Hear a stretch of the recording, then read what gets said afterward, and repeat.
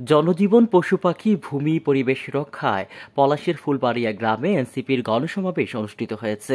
এতে উপস্থিত ছিলেন বিশিষ্ট দার্শনিক, পরিবেশবিদ ও মানবাধিকার কর্মী ফরহাদ মাজার।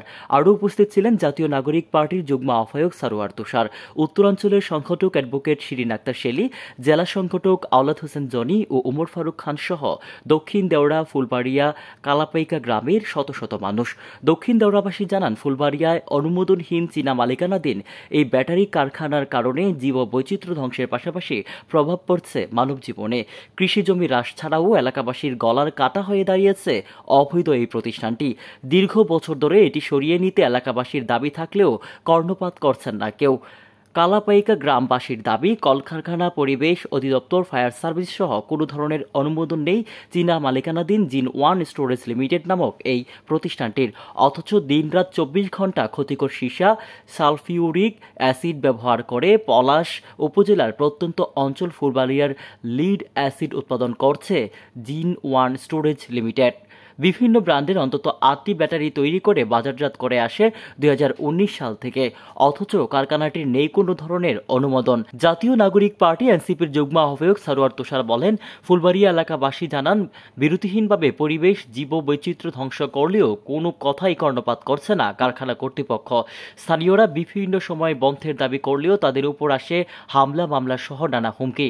কারখানার কারণে প্রায় 3000 একর জমিতে চাষাবাদ ব্যাহত হচ্ছে বলেও অভিযোগ করেন তারা। তাদের বিদ্যুৎ ব্যবহারের জন্য, ফ্যাক্টরি চালানোর জন্য না, ব্যাটারি উৎপাদনের জন্য এই বিদ্যুৎ দেওয়া হয় নাই। এবং এই ফ্যাক্টরির লোকেরা আমাদের সাথে কিন্তু বসার চেষ্টা করছেন, নরসিংদীতে শিরিন আপার বাসায়, ঢাকায় আমার সাথে তারা বসছেন।